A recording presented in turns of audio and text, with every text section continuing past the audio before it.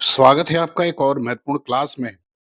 यदि आप TGT, PGT, JRC, GDC, NET, BPSC इन परीक्षाओं की तैयारी कर रहे हैं तो यह क्लास आपके लिए बहुत महत्वपूर्ण है। यदि आप हमारे चैनल पर नए हैं तो सब्सक्राइब कर लें और यदि आपने सब्सक्राइब किया है तो आप वीडियो को लाइक ज़रूर करें। तो चलिए शुरू करते हैं आज की एक और महत्वपूर्ण क्लास। पहला सवाल देखते हैं क्या कह रहा है। पहला सवाल कह रहा है कि प्रकाशन वर्ष की दृष्टि से निम्नलिखित काव्य कृतियों का सही अनुक्रम है। तो आपको प्रकाशन वर्ष की दृष्टि से इन काव्य कृतियों का सही अनुक्रम बताना है। ए कह रहा है स्वप्न, साकेत, पल्लव, आंसू। बी कह रहा है साकेत, स्वप्न, पल्लव, आंसू। सी कह रहा है आंसू, पल्लव, स्वप्न, साकेत। और डी कह रहा है पल्लव, स्वप्न, आंसू और साकेत। तो आपको बताना है कि कौन सा विकल्प जो है वो सही है, जिसमें क्रम जो है वो इनके प्रकाशन वर्ष के अनुसार लगे हुए हैं। तो पहले का विकल्प अगर देखा जाए तो सी विकल्प इसका सही होगा, क्योंकि आंसू 1925 में, पल्लव 28 में, स्वप्न 1929 में और साकेत का प्रकाशन 1931 में होता है। आंसू के रचनाकार जयशंकर प्रसाद, पल्लव पंत की रचना, स्वप्न रामनरेश त्रिपाठी की और साकेत मैथिली गुप्त की रचना है। अब आते हैं सवाल नंबर दूसरे पर। दूसरे में क्या कह रहा है? कर भाषा ठीक करने से पहले मैं मनुष्यों को ठीक करना चाहता हूँ, समझे। प्रस्तुत संवाद चंद्रगुप्त नाटक के किस पात्र का है? तो आपको बताना है कि ये जो संवाद है वो चंद्रगुप्त नाटक के किस पात्र के द्वारा कहा गया है। ए बररुचि, बी चाणक्य, सी चंद्रगुप्त और डी राक्षस। तो अगर उसका उत्तर देखा जाए तो यह चाणक्य के द्वारा कहा गया है। विकल्प बी इसका उत्तर क्या होगा, सही हो जाएगा। अब देखते हैं सवाल नंबर तीसरा। तीसरा करें कि जय पंखी के नियर हो ही कहे बिरह के बात, सोई पंखी जाए जरी तरिवर हो ही निपात। गुहात्मकता के अतिरिक्त उक्त पंक्तियों में व्यक्त भाव की क्या विशेषता है? ए करे इसमें प्रेम की विलक्षणता नहीं है। बी करे कि कवि वेदना के स्वरूप विश्लेषण में नहीं, ताप की मात्रा नापने में प्रवृत्त है। सी कारक इसमें विरहताप के वेदनात्मक स्वरूप की अत्यंत विशद व्यंजना की गई है। और डी कारक इसमें संत्रास युक्त श्रृंगार के कारण स्वाभाविक प्रेम की व्यंजना नहीं हुई है। तो आपको ये बताना है कि उक्त पंक्तियों में भाव व्यक्त की क्या विशेषता है गुहात्मकता के अतिरिक्त। गुहात्मकता का मतलब होता है काल्पनिकता या विचारात्मकता। तो इसके अतिरिक्त और कौन सा भाव है ये आपको बताना है। जय पंखी के नियर हो ही कहे बिरह की बात, तो जो ही पंछी के नजदीक जाकर मैं बिरह की बात कहती हूँ, सोई पंखी जल जाए। तो पंखी जो है वो पक्षी जल जाता है। तरिवर हो निपात, तरिवर अर्थात पेड़ पौधे की पत्ती भी जो है वो जल जाते हैं। तो इसमें अगर उत्तर देखा जाए तो इसका उत्तर कौन सा सही हो जाएगा? विकल्प सी सही हो जाएगा। इसमें विरह ताप ताप के संवेदनात्मक स्वरूप की अत्यंत विशद जो है व्यंजना की गई है।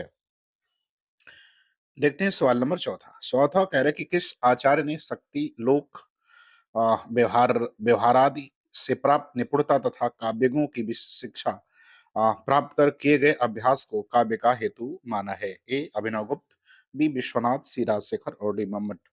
तो आपको बताना है कि किसने जो है काव्यागों की शिक्षा प्राप्त कर अभ्यास को काव्य का हेतु माना है। अभिनव गुप्त ने, विश्वनाथ ने, राजशेखर ने या मम्मट ने। तो चौथे का उत्तर बताना है। तो अगर शक्ति लोक व्यवहार आदि से प्राप्त निपुणता तथा काव्यागों की विशेष शिक्षा प्राप्त कर किए गए अभ्यास को काव्य का हित मानने वाले के बारे में बात की जाए तो यह जो है मम्मट का है। तो विकल्प डी जो है इसका उत्तर क्या होगा, वो सही हो जाएगा। मम्मट ने माना है तो विकल्प डी जो है वो सही होगा। भारतीय काव्य शास्त्र में सुदीर्घ जो परंपरा है उसमें मम्मट का एक प्रमुख आचार्य माने जाते हैं। इनका समय 11वीं शताब्दी है और इनका जो ग्रंथ है उसका नाम काव्य प्रकाश है। देखते हैं सवाल नंबर पांचवा। कह रहे कालरीज के अनुसार पहला करे कल्पना दार्शनिक चिंतन का परिणाम नहीं है।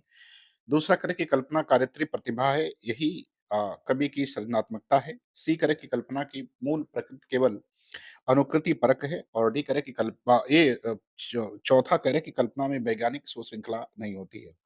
आपको नीचे दिए गए विकल्प में से इसका सही उत्तर बताना है। ए करे कि 1 और 2 सही है, बी करे कि 2 और 4 सही है, सी कह रहा है कि 2 और 3 सही है और डी कह रहा है कि 3 और 4 सही है। तो आपको ये बताना है कि इन 4 जो विकल्प दिए हुए हैं, इनमें से कौन-सा कथन जो है, वो सही है।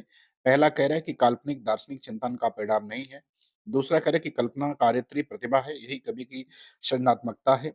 तीसरा कह रहा है कि कल्पना की मूल प्रकृति केवल अनुकृति परक है। और चौथा कह रहा है कि कल्पना में वैज्ञानिक सुशृंखलता नहीं होती है। आपको नीचे दिए गए विकल्पों में से ये बताना है कि ऊपर जो लिखे गए कथन है, इनमें से कौन-सा जो है वो सही होगा। तो सवाल नंबर 5वें का उत्तर देना है। तो 5वें का अगर उत्तर देखा जाए तो 5वें का विकल्प बी जो है वो सही हो जाएगा। दूसरा और चौथा सही है, अर्थात कल्पना कारित्री प्रतिभा है, यही कवि की सृजनात्मकता है, और चौथा है कि कल्पना में वैज्ञानिक सुश्रृंखला नहीं होती। ये दोनों विचार जो है वो कॉलेज के अनुसार हैं। अब आते हैं सवाल नंबर 6वें पर। 6वें में कह रहा है कि दिवस का अवसान समीप था, गगन था कुछ लोहित हो चला, तरु शिखा पर थी अब राजती, कमलिनी कुल बल्लभ की प्रभा। इन काव्य पंक्तियों का आशय है। पहला करे सूर्यास्त हो गया है, दूसरा करे कि आसमान में लालिमा फैलने लगी थी, तीसरा करे कि चिड़िया अपने नीड़ों में विश्राम कर रही थी, और चौथा करे कि पेड़ों की फगुनियों पर सूरज की आखिरी किरणें विराजमान थी। नीचे दिए गए विकल्पों में से सही विकल्प का चुनाव करना है। ए कह रहे कि पहला और दूसरा सही है, बी कह रहे कि दूसरा और चौथा सही है, सी कह रहे कि दूसरा और तीसरा सही है, और डी कह रहे कि पहला और तीसरा सही है।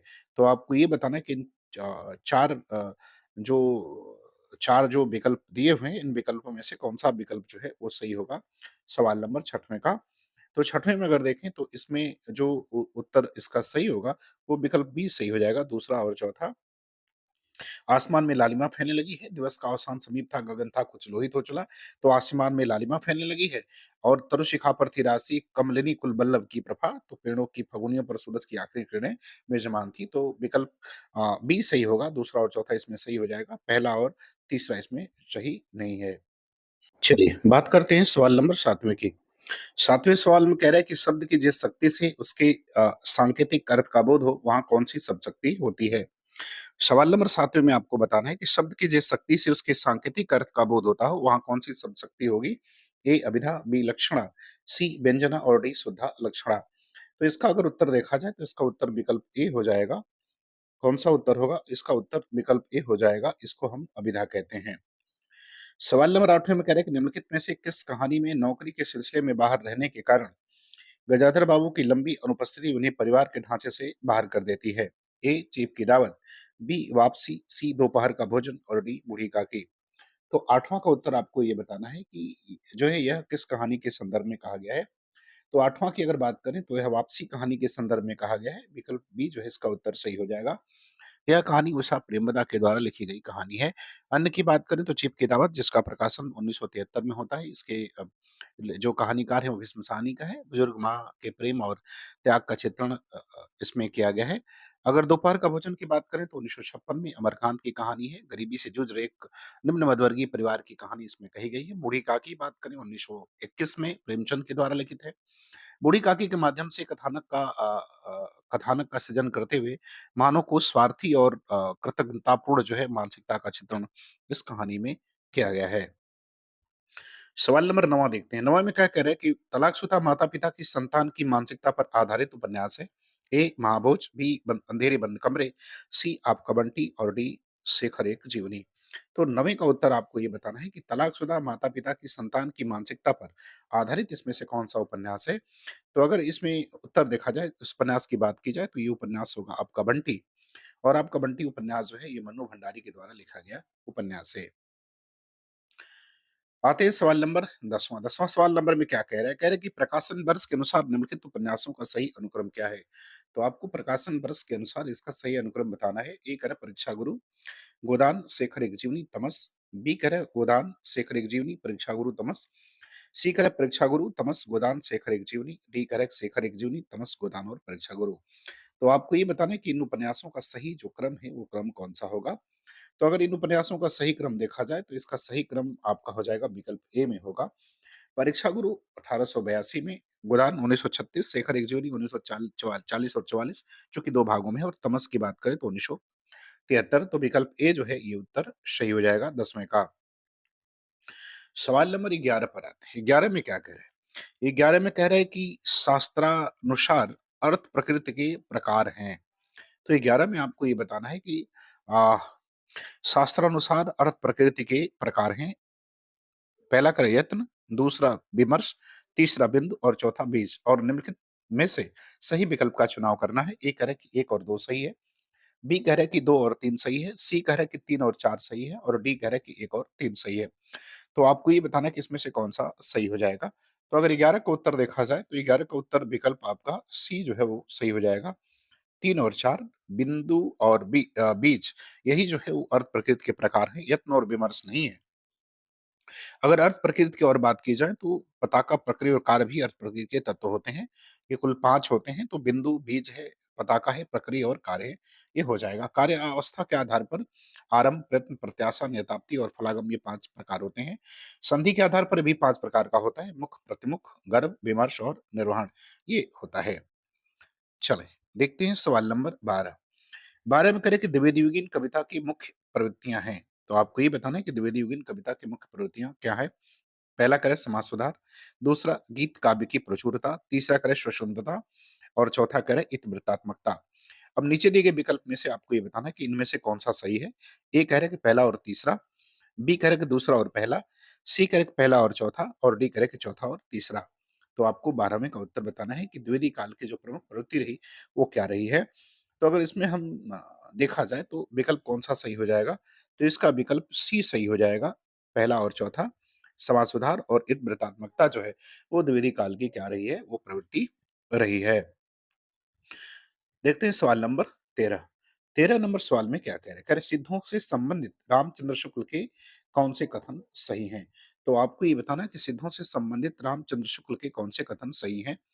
पहला करें कि वज्रयान में आकर महाशुकवाद का परिवर्तन हुआ। दूसरा करें कि नाथपंथ सिद्ध की परंपरा से नहीं निकला है। तीसरा करें कि सिद्धों का साहित्य शुद्ध साहित्य के अंतर्गत नहीं आता है। और चौथा करें कि सिद्धों की बानियां सांकेतिक नहीं है। अब निम्नलिखित में से सही विकल्प का चुनाव करना है। ए कह रहा है कि पहला और तीसरा सही है, बी कह रहा है कि पहला और दूसरा सही है, सी कह रहा है कि दूसरा और तीसरा सही है और डी कह रहा है कि तीसरा और चौथा सही है। तो आपको 13 में बताना है कि इसमें से कौन-सा उत्तर जो होगा वो सही हो जाएगा। जो शुक्ल के अनुसार कथन है वो आपको बताना है कि शुक्ल जी ने के अनुसार कौन-सा कथन जो है वो सही है, ये आपको बताना है। तो इसमें जो शुक्ल जी के अनुसार कथन सही है, उसकी अगर हम बात करें तो वो आपका विकल्प पहला हो जाएगा। कौन-सा होगा? पहला। पहला और तीसरा ये कथन शुक्ल जी का है और उनके अनुसार ये सही है। सिद्धों से संबंधित आचार्य शुक्ल के जो सही कथन है उसमें वज्रयान में आकर महासोपात का परिवर्तन हुआ तथा सिद्धों का साहित्य शुद्ध साहित्य के अंतर्गत नहीं आता है। ये दोनों बातें उन्होंने कही है। उक्त दोनों कथन आचार्य शुक्ल कृत हिंदी साहित्य का जो इतिहास है उसके प्रकरण 2 अपभ्रंश काव्य से उद्धृत है ये। और शुक्ल जी ने सिद्धों की संख्या 84 बताई है तथा पहले सिद्ध जो है वो सरापा को बताया है जिसका समय वे 8वीं शताब्दी जो है वो बताते हैं। बात करते हैं सवाल नंबर 14 की।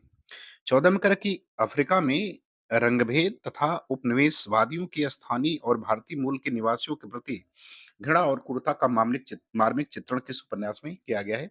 ए पहला गिरमिटिया, बी युगलबंदी, सी परिशिष्ट और डी तीसरी सत्ता। तो अगर 14 का उत्तर देखा जाए तो 14 का उत्तर क्या हो जाएगा? इसका उत्तर विकल्प ए हो जाएगा, पहला गिरमिटिया। यह उपन्यास जो है वो गिरिराज किशोर के द्वारा लिखा गया है। इसका प्रकाशन 1999 में हुआ था और यह महात्मा गांधी के जीवन पर आधारित जो है वो उपन्यास है। चले देखते हैं सवाल नंबर 15। 15 में कह रहे कि उत्तरकांड के कलयुग प्रसंग में तुलसीदास ने लिखा है। आपको ये बताना है कि उत्तरकांड के जो कलयुग प्रसंग है उसमें तुलसी ने लिखा है। पहला कह रहे कि आचारहीन और वेद विरोधी लोग ज्ञानी और सन्यासी कहलाएंगे। दूसरा कह रहे कि माता-पिता अपने बच्चों को मानव धर्म की शिक्षा देंगे। तीसरा कह रहा है कि पत्नी के मर जाने और गृहस्थ जीवन और संपत्ति के नष्ट हो जाने के बाद लौटे-पीटे लोग ही संन्यास ग्रहण करेंगे। और चौथा कह रहा है कि कलयुग में अच्छा समय होगा और लोग सुखी होंगे।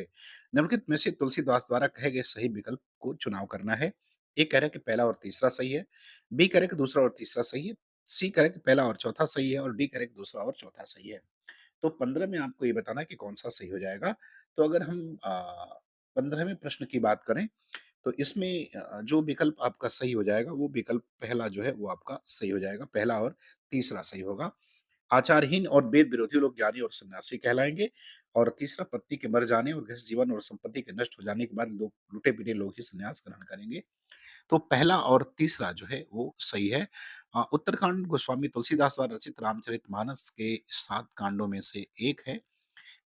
अगर मानस के 7 कांडों की हम बात करें तो बालकांड जो है अयोध्या कांड, अरण्यकांड, किष्किंधा कांड, सुंदरकांड, लंका कांड और उत्तरकांड है। तुलसी ने मानस के 7 कांडों को 7 सोपान माना है, जो कि शरीर व आत्मा को शुद्ध करने वाले मानसरोवर के पवित्र जल की ओर हमें जो है वो ले जाते हैं। चलिए, बात करते हैं सवाल नंबर 16 की। सवाल नंबर 16 में क्या कह रहा है? सवाल नंबर 16 में कह रहा है कि अपने काव्य सिद्धांत के निर्मित के लिए किस पाश्चात्य आचार्य ने सहजानुभूति की अवधारणा का सहारा लिया? तो आपको ये बताना है कि अपने काव्य सिद्धांत की निर्मिति के लिए किस पाश्चात्य आचार्य ने सहजानुभूति की अवधारणा का सहारा लिया? A. Matthew Arnold, B. Croce, C. Longinus और डी. इलियट। तो आपको इस प्रश्न का उत्तर जो है वो देना है। तो इसका उत्तर विकल्प बी सही हो जाएगा, क्रोचे। अब आते हैं सवाल नंबर 17। 17 में कह रहे हैं कि प्रकाशन वर्ष की दृष्टि से भीष्म साहनी के नाटकों का सही अनुक्रम क्या है? आपको ये बताना है प्रकाशन वर्ष की दृष्टि से भीष्म साहनी के नाटकों का सही अनुक्रम क्या है? ए. हानूश, माधवी, रंग दे बसंती चोला, आलमगीर। बी करे माधवी, हानूस, रंग दे बसंती चोला, आलमगीर। सी करे रंग दे बसंती चोला, आलमगीर, हानूस और माधवी। और डी करे आलमगीर, रंग दे बसंती चोला, माधवी और हानूस। तो 17 का उत्तर आपको देना है कि इसका उत्तर सही क्या होगा। तो 17 का अगर उत्तर देखा जाए तो इसका उत्तर विकल्प ए जो है वो आपका सही हो जाएगा। हानुश 77 में 1900 और माधवी 85 में, रंग दे बसंती चोला 98 में और आलमगीर का प्रकाशन 1999 में हुआ है। अब आते हैं सवाल नंबर 18। 18 में करेंगे निम्नलिखित में से दलित जीवन पर आधारित उपन्यास है। आपको बताना कि दलित जीवन पर आधारित इनमें से कौन से उपन्यास हैं। पहला कह रहा है धरती धन्ना अपना, दूसरा ठीकरे की मंगनी, तीसरा कठगुलाब और चौथा यथा प्रस्तावित। अब नीचे दिए गए विकल्प में से सही चुनाव करना है कि कौन से उपन्यास इसमें से जो है वो दलित जीवन पर आधारित हैं। ए कह रहा है 1 और 2, बी कह रहा है 1 और 4, सी कह रहा है कि 3 और 4 और डी कह रहा है कि 2 और 4। तो आपको ये बताना है कि कौन-सा जो है इसमें उपन्यास जो है वो दलित जीवन पर क्या है वो आधारित है। तो 18 का उत्तर अगर देखा जाए तो 18 का उत्तर क्या होगा? 18 का उत्तर विकल्प बी जो है वो सही हो जाएगा, पहला और चौथा। पहला का मतलब धरती धन अपना और चौथा जो है यथा प्रस्तावित। तो 18 का विकल्प कौन-सा सही होगा? बी हो जाएगा। पहला और चौथा जो है वो धरती धन अपना जगदीश चंद्र माथुर का है और यथा प्रस्तावित जो है वो गिरिराज किशोर का है। जबकि ये दोनों दलित जीवन पर आधारित उपन्यास हैं। जबकि विकल्प में अन्य उपन्यासों की बात करें तो ठीकरे की मंगनी जो है वो नासिरा शर्मा का है और कठगुलाब मृदला गर्ग का है, जो कि दोनों स्त्री जीवन पर आधारित उपन्यास हैं। अब आते हैं सवाल नंबर 19। 19 में कह रहे हैं कि हिंदी में प्रचलित सिफारिश किस भाषा का शब्द है? आपको ये बताना है कि हिंदी में प्रचलित सिफारिश जो है वो किस भाषा का शब्द है? ए हिंदी, बी फारसी, सी अरबी और डी कह रहा है तुर्की। तो आपको ये बताना है कि किस भाषा का शब्द है। 19 में आपको बताना है। तो 19 में अगर उत्तर इसका देखा जाए तो ये आपका अरबी शब्द है। विकल्प सी उत्तर सही हो जाएगा 19 का। अब आते हैं सवाल नंबर 20। 20 में कह रहा है कि प्रेमचंद की किन कहानियों में देसी रियासतों के राजाओं का चरित्र और वहां चलने वाली राजनीतिक गतिविधियों का चित्रण मिलता है? पहला करे रियासत का दीवान, दूसरा करे पंच परमेश्वर, तीसरा करे शतरंज के खिलाड़ी और चौथा करे बड़े भाई साहब। निम्नलिखित में से सही विकल्प का चुनाव करना है। आपको ये बताना है कि कौन से इसमें जो है उत्तर सही होंगे। ए कह रहा है कि पहला और चौथा, बी कह रहा है दूसरा और तीसरा, सी कह रहा है कि पहला और तीसरा और डी कह रहा है कि दूसरा और चौथा। तो आपको ये बताना है कि इसमें से कौन-सा विकल्प सही होगा और किन जो है कहानियों में देसी रियासतों के राजाओं का चरित्र और वहाँ से चलने वाली राजनीतिक गतिविधि का चित्रण जो है वो देखने को मिलता है। तो अगर इसमें देखा जाए तो 20वें का उत्तर क्या सही होगा? तो 20वें का उत्तर विकल्प आपका सी सही हो जाएगा, पहला और तीसरा। रियासत का दीवान और शतरंज के खिलाड़ी। इसमें देसी रियासतों के राजाओं का चरित्र और वहाँ की जो राजनीतिक गतिविधियाँ हैं, उनका चित्रण जो है हमें इन कहानियों में वो देखने को मिलता है। दोनों कहानियाँ देसी रियासतों के राजाओं के चरित्र और वहाँ चलने वाले जो राजनीतिक गतिविधि है, उसी के ऊपर जो है वो आधारित है। यदि हम पंच परमेश्वर की बात करें तो ग्रामीण जीवन, किसानों की उदारता और काइयापन का चित्रण है। बड़े भाई साहब में 2 भाइयों के मनोविज्ञान का जो है वो चित्रण किया गया है। अगला सवाल देखते हैं। 21 में कह रहे हैं कि राम तुम मानव हो ईश्वर नहीं हो क्या? विश्व में रमे हुए नहीं सभी कहीं हो क्या? तब मैं निरीश्वर हूँ ईश्वर क्षमा करे, तुम रमो तो मन तुम में रमा करे। आधुनिक दृष्टिकोण से प्रेरित मैथिली गुप्त ने राम के विषय में यह काव्योक्ति किस काव्य ग्रंथ में लिखी है? ये विषय है, विषण विषण नहीं है। ये शब्द विषय है, ये विषय है। तो ये पूछ रहा है कि यह जो काव्योक्ति है ये राम के विषय में वो किस काव्य ग्रंथ से ली गई है? ए पंचवटी, बी साकेत, सी नहुस और डी विष्णु प्रिया। तो अगर ईश्वर का 21 का उत्तर अगर देखा जाए तो इसका उत्तर क्या हो जाएगा? इसका उत्तर विकल्प बी हो जाएगा। यह साकेत से लिया गया है। सवाल नंबर 22 कह रहा है थिंकिंग अबाउट वीमेन के रचनाकार कौन है? आपको बताना है कि थिंकिंग अबाउट वीमेन के रचनाकार कौन है? A. Simone de Beauvoir, Simone de Beauvoir, B. Mary Ellmann, C. Virginia Woolf और डी. प्रभा केतान। तो आपको 22 में बताना है कि थिंकिंग अबाउट वीमेन के रचनाकार कौन है? तो इसकी जो रचनाकार हैं उनका नाम है मैरी एलमन, अर्थात विकल्प बी जो है इसका उत्तर 22 का सही हो जाएगा। अब आते हैं सवाल नंबर 23। 23 में कह रहा है कि प्रकाशन काल के अनुसार निम्नलिखित कहानियों का सही क्रम है। तो आपको 23 में ये बताना है प्रकाशन क्रम के अनुसार कहानियों का सही क्रम क्या है? ए कह रहा है परिंदे ईदगाह आकाशदीप उसने कहा था। बी कह रहा है उसने कहा था आकाशदीप ईदगाह परिंदे। सी कह रहा है आकाशदीप परिंदे उसने कहा था ईदगाह और डी कह रहा है ईदगाह आकाशदीप परिंदे उसने कहा था। तो आपको बताना कि कौन-सा क्रम जो है वो इसमें से सही होगा प्रकाशन काल के अनुसार। तो अगर 23 का उत्तर देखा जाए तो इसमें जो विकल्प सही होगा वो विकल्प आपका बी सही हो जाएगा। उसने कहा था आकाशदीप, ईदगाह और परिंदे उसने कहा था 1915, आकाशदीप 1928, ईदगाह 1933 और परिंदे 1960।